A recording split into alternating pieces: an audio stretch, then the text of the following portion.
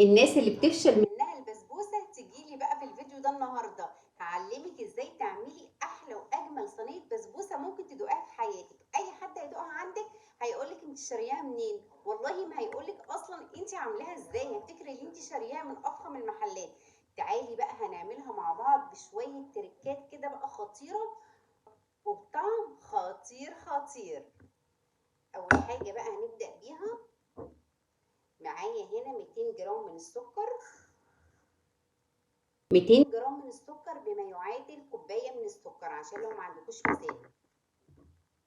ومعايا كمان 125 جرام من الحليب بما يعادل كوبايه الا ربع. ومعايا كمان معلقتين كبار من عسل الجلوكوز بما يعادل 100 جرام من عسل الجلوكوز.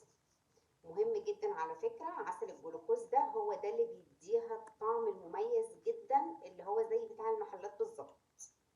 ما تستغنيش عنه، لو ما عندكيش تقدري تحطي عسل نحل. بس بصراحة هو بيدي طعم مميز أكتر من عسل النحل. نقلبهم كده كويس بقى وناخدهم على النار، لأن طبعا عسل الجلوكوز ما بيدوبش خالص على البارد، لازم تدوبيه على النار. هاخدهم كده وادوبهم كده مع بعض. انا عايزه عسل الجلوكوز يدوب والسكر كمان. عايزه اقول لكم ان الخليط ده لو كان فيه سكر ما دابش هينشف معانا البسبوسه. مهم جدا جدا ان السكر يدوب. هنا كده الخليط كده داب معايا السكر وعسل الجلوكوز. هركنه بقى على جنب معايا هنا بقى نص كيلو من سميد البسبوسة. تعالي أقول لكم إزاي تعرفوا الدقيق كويس. الدقيق كويس لما تاخدي كده شوية كده في إيدك وبعد كده تسيبيهم تلاقي ايدك ما فيهاش اي دقيق ابيض خالص خالص، تعرفي ان نوع السميد ده كويس مش هينشف معاكي البسبوسه. بجانب طبعا الملاحظات اللي انا هقولها دلوقتي عشان تخلي بالك منها. احط عليهم 125 جرام من السمن البلدي. بسبوسه يعني سمنه بلدي، بس لو ما عندكيش مفيش مشكله، بس طبعا لو عندك ما فيهاش كلام. اول حاجه هنبس السمنه مع السميد كده زي ما انتم شايفين كده، زي ما نكون بالظبط بنبس كحك. هبسها بايدي طبعا علشان انا عايزه كل حبيبات السميد تتغلف كويس قوي قوي كده بالسمن البلدي. ده اول سبب ان ما بيخليش البسبوسه تنشف معاكي، انك بتغلفيها كويس قوي كده بالسمنه، لان احنا ما بنحط السوائل احنا ما بنعجنش كتير، فانا عايزه اغلفها كلها كده بالسمن علشان تطلع دايبه وناعمه معايا. المرحله دي تغلفي براحتك مفيش مشكله خالص، تاخدي وقتك خالص ما فيهاش مشكله. هي المشكله كلها اما بتحطي السوائل. بعد بقى ما غلفته كويس قوي كده بالسمن وكل حبيبات السميد اتغلفت بالسمن، هبدا انزل بقى بالخليط بتاعنا اللي احنا عملناه مع بعض اللي هو السكر والحليب والعسل الجلوكوز.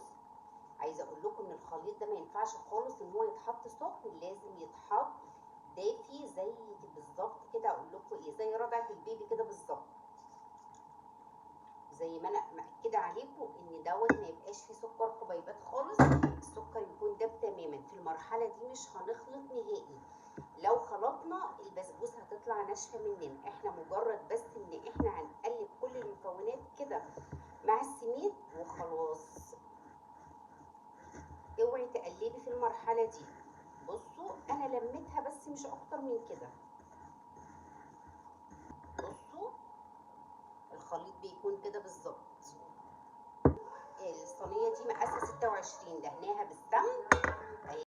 هبدأ كده افردها في الصينية. عايزة اقولك انك لو عايزة البسبوسة رقيات تقدري تحطيها في صينية اكبر شوية، بس المقاس ده كده مناسب قوي بالنسبة لي. في الوقت ده مشغل الفرن على درجة حرارة 200. هحطها في الرف اللي في النص. هتقعد بالظبط حوالي ساعة الا ربع. انا يا جماعة ما بشغلهاش الشواية، انا بسيبها تحمر من فوق ومن تحت كده، علشان لاني لو احمرت من تحت وجيت انا بعد كده شغلت الشوايه، قلب البسبوسه من جوه هيبقى ابيض وهيبقى طعمه ني جدا. في الوقت ده برضو تقدري تحطي اي نوع مكسرات انت عايزاه، او ممكن تسيبيها ساده مفيش مشكله خالص، دي حاجه ترجع لك انت. تعالي بقى نعمل الشربات مع بعض. معايا هنا كوبايه ونص من السكر، هنزل عليهم بكوبايه ونص من الميه. معايا هنا بقى عصير نص ليمونه. هقلبهم كده كويس كده مع بعض، بحيث ان انا احرك كده السكر من تحت، لان طبعا السيرب وهو على النار استحالة ان احنا نقلبه، لانه طبعا لو قلبناه هيسكر مننا. هاخده كده على النار، اول ما يبدأ يغلي هبدأ كده احرك كده الحلة بالشكل ده، علشان لو في اي سكر من تحت يدوب معانا. اول بقى ما يبدأ يغلي هبدأ اعد بالظبط 4 دقايق بالنسبه للسيرب بتاع البسبوسه، 4 دقايق بالظبط من الغليان. وبعد كده هقفل النار واحط معلقه صغيره من السمن البلدي. المعلقه دي بتبرز طعم البسبوسه جدا، حتى لو انتي مش عامله البسبوسه بالسمن البلدي وجيتي حطيتي في الاخر معلقه سمنه بلدي، بصراحه هتبرز طعمها جدا.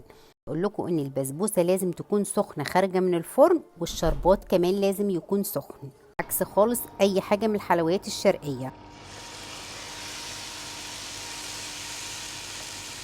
واسمعوا لي بقى الصوت، مش قادره اقول لكم احلى طشه دي ممكن تسمعيها.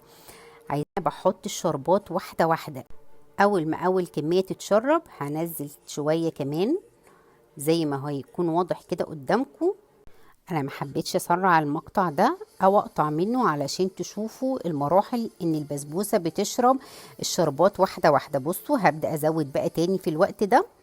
عايزه اقولك انك لو عجنت كتير البسبوسه عمرها ما هتشرب معاكي الشربات. معنى ان البسبوسه تشرب الشربات بتاعنا يبقى هي كده ناجحه معانا. واوعي حد يقولك حط للبسبوسه بيكنج باودر عشان تشرب الشربات، لا لا لا, لا ابدا يا جماعه، ما بتحطلهاش بيكنج باودر. بصوا بقى بتشرب معانا واحده واحده، ما تستعجليش عليها خالص، خليها تاخد كميه الشربات بتاعتها كلها اللي احنا عملناها. هنا بقى كانت اخر كميه كده من الشربات، هسيبها بقى تتشربها كده كلها زي ما انتوا شايفين. هنا كده خلاص البسبوسه بتاعتنا شربت كميه الشربات بتاعتها.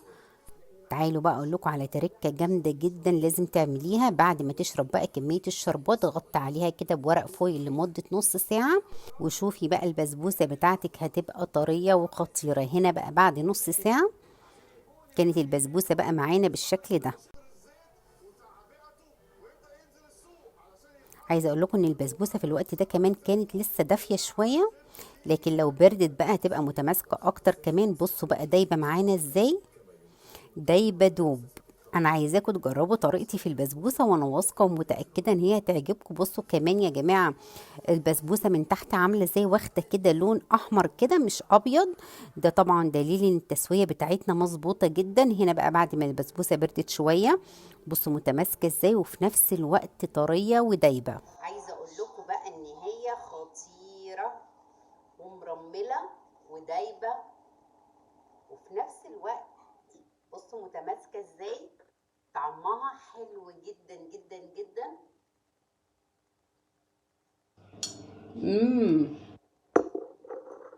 بتدوب، والله بتدوب في البق. انا عايزاكم تجربوها وتمشوا على كل التركات اللي انا قلتها، وانا واثقه ومتاكده ان انتوا هتاكلوا احلى واجمل بسبوسه. يا ريت بقى اللي داق البسبوسه بتاعتي او جربها قبل كده ينزل في الكومنتات ويقول لنا رايه فيها ايه. ويا ريت بقى لو عجبكم فيديو النهارده ما تنسوش تعملوا لايك للفيديو، لو مش مشتركين في الصفحه يا ريت تشتركوا، واستنوني في فيديو جديد ووصفه جديده ان شاء الله. يلا سلام.